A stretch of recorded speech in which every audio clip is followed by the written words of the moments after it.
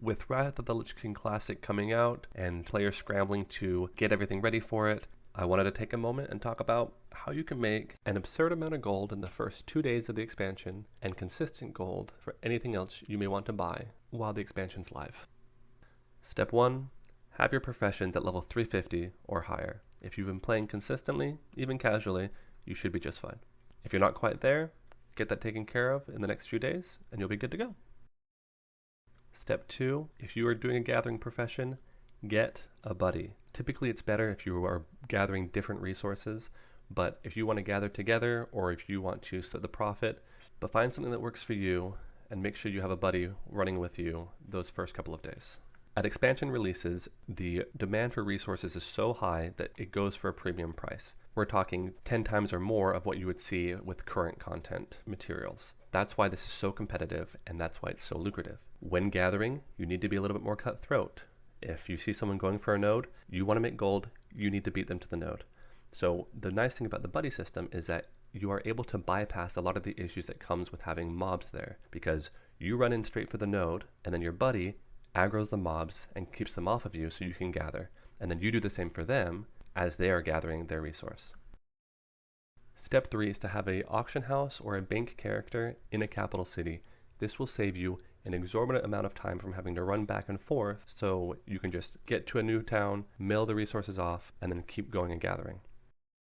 Step 4 ties in very closely to Step 3, and that is focused just on posting consistently. It doesn't matter how you choose to do it. If you want to do it every hour, if you want to do it every 100 resources, it doesn't matter. Just be consistent in posting and make sure that you are up on the auction house as often as you can be. That is going to be what makes you the most money, is constantly being up on the auction house, getting your resources up there, because they're going to sell very quickly. And you want to make sure that yours is posted as the most recent.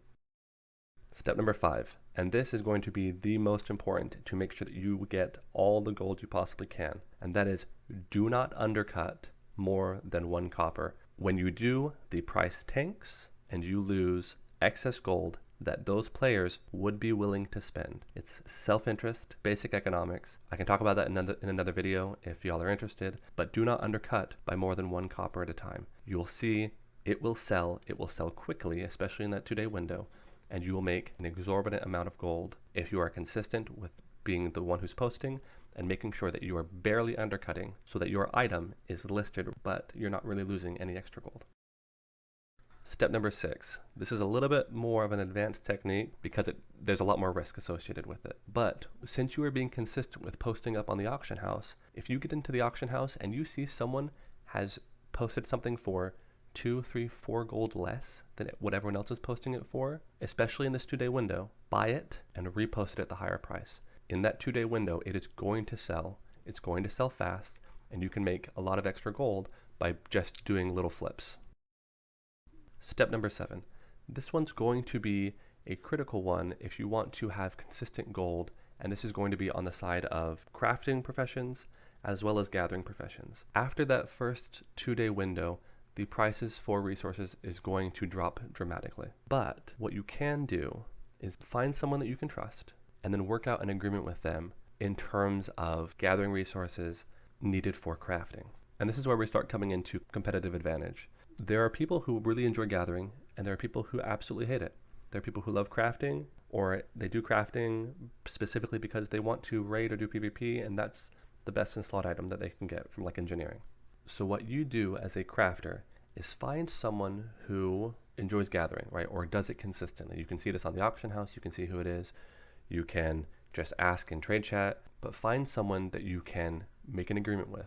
They have an incentive to give you a slightly lower price. As long as it's above that 5% margin, they can give you a discount on a specific amount. So whether it's 100, 200, 1,000 of whatever resource you need, you can get that agreement in place, and they can go and they can gather with a guaranteed seller, a guaranteed price point, regardless of whether or not the market tanks or increases. And then you can renegotiate after each transaction or after every day, every week, whatever it is. But what this does is this allows you to level up your crafting very quickly, and then you can get the later recipes or the unique recipes that will bring in a lot more gold for you long term. Now I already know what people are going to say in the comments. Fezzik, you can't do that. People aren't going to agree with it. They're not going to do that. They just want to post and be done. Trust me. I've done it. I've seen people do it. Find that agreement. Why does that work? Because of human self-interest.